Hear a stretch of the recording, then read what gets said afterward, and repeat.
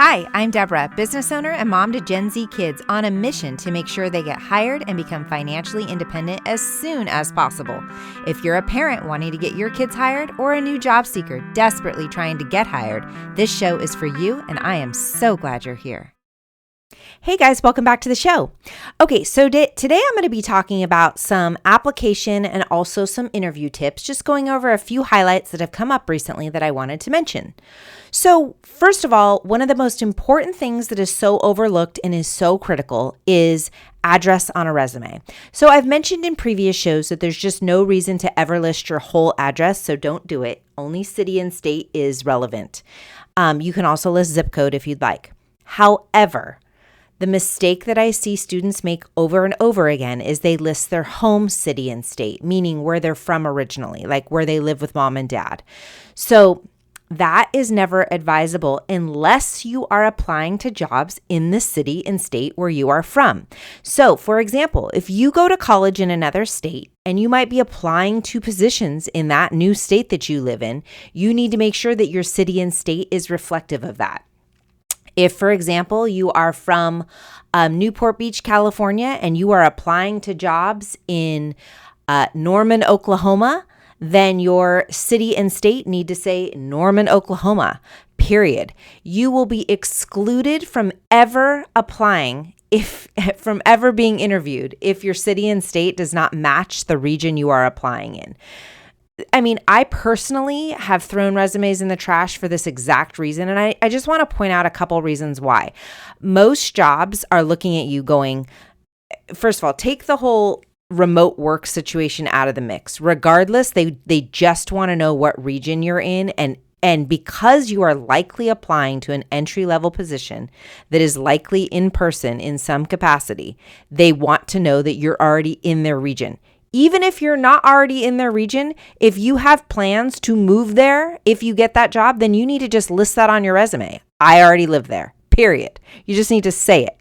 So you won't get an interview if you don't. I don't know how else to explain this. I've even done it with when I am interviewing people. If I think that they live in another county that's too far of a commute, I throw it in the trash because I'm like, nope, they're going to be late every day. If somebody has over an hour commute, I'm not even interested. And I know that sounds crazy, but that's just the way a lot of employers look at it. So I just want to be really clear on this. I just had a student that I was talking to recently on the phone, and she went to Baylor University. So she lives in Waco, Texas, and she is applying to jobs in Las Vegas, Nevada. And she listed her home address of San Antonio, Texas. Las Vegas, Nevada is not going to be interested in you if they think you live in San Antonio, Texas. They're just not. So if indeed you are going to relocate to wherever that job is that you get, then you need to list that as your city and state. That means, guys, that you have to update your resume wherever you're applying, which I know sounds laborious, but you have to do it if you want to get noticed. So again, I can't reiterate this enough. Your city and state has to match the area that the job is that you're applying for is in. Period. Hard stop. Okay. Also, the other thing I want to point out is that if you are graduating this May, you may have been applying now to certain jobs for the last several months. If that is the case, and you have heard from those jobs several months ago saying, oh, it's too soon, we're not interested yet, circle back as you're closer to graduation.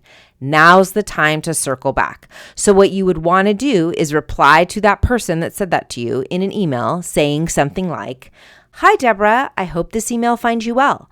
I wanted to follow up and let you know that I am graduating in 10 weeks and moving to insert city immediately following. I would love to see about connecting with your team to formally interview as soon as possible. Since we spoke, I have been laser focused on finding a insert field position where I can learn and provide value and support wherever needed to make the company successful. I have attached my resume for your reference. Include a new version and cover letter of your resume, and look forward to hearing from you. Thank you so much. That's what you want to say. The other thing you can add to that is You can add a little, you know how I always talk about adding a little nugget that is so important. This is a great opportunity to research a new fact about the company and reference it in this email also. So for example, if you're applying to a large company, the way you would find this out is you would type in the company name into Google and type in press release. So you would type in, let's just say like Tesla, press release, Netflix, press release, and you're going to see all this new relevant information that the company is producing of what they're doing, and find a little piece of information that you think is cool or important and reference that in this little note. Like, I noticed you were just admired by Forbes magazine as a top 25 company to work for. That is so incredible. Say something like that so that you look relevant and you know what's going on with that company. The most important things in these follow-up email is letting them know an exact date of I am graduating in X weeks. I am moving to your city. I am laser focused on finding a job in public relations or whatever it may be. Let them know all of that. Let them also know that you are there to find a way to add value and support wherever is needed to make the company successful. Those are things employers love to hear. They love to hear how you are going to help them. So anyway, those are the key notes in that follow-up email. Okay. Also, if you happen to be applying to a small company, they're likely not going to have press releases. So the other way to find information out about small businesses is to go to their social media pages, because they typically talk about things that are new and upcoming on their social media pages, or they might list something in the About Me section of their website. So those are another good place to find information out about small companies. Okay, now I want to talk about some interview tips to reference. So first of all, whether you're interviewing online or in person, I want to be really clear. The interview starts the second they lay eyes on you. Now, if that means when they're greeting you in a lobby to shake your hand of, "Hi, Debra, nice to meet you. Come on back." And then as you're walking down a hall, they're small talking with you of, "How you doing today?" That is all part of the interview. The interview doesn't start when you sit down in the chair and they go, welcome. The interview starts the second they lay eyes on you. So when they say, "Hey, how you doing today?" your response is upbeat, enthusiastic, is, "I'm great. I'm so excited to be here."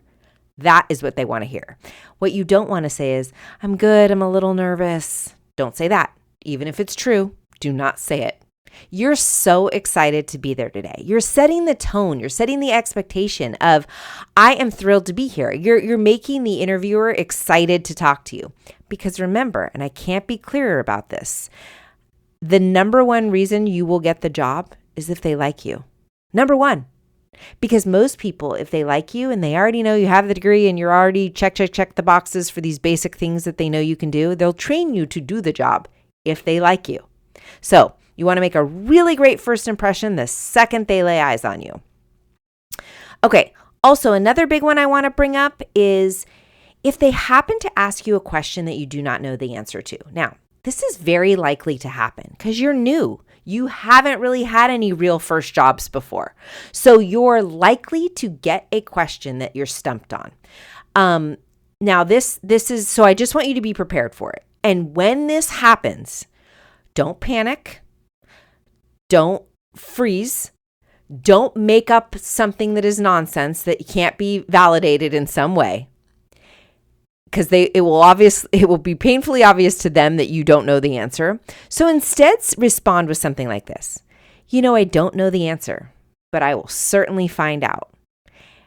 And then actually take the time to find out that answer immediately after the interview. I mean, the second you leave that room and you're sitting in your car, Google, find the answer. And when you're sending your follow-up thank you email to the interviewer, you can say, "Hey, wanted to let you know, found out the answer to your question. This is what I would do. This is how I would handle it. So nice to meet you. Really excited to potentially have the opportunity to work for such an incredible company. Look forward to hearing from you." I guarantee you they will be blown away that you took the time to actually look up the answer to a question in the interview that you did not know the answer to. And that is a totally reasonable thing. It's kind of, think about it in any customer service situation. If you are frustrated with something and you're like, "Hey, what are you going to do to make me happy?" As long as you hear somebody on the other side say, "You know what?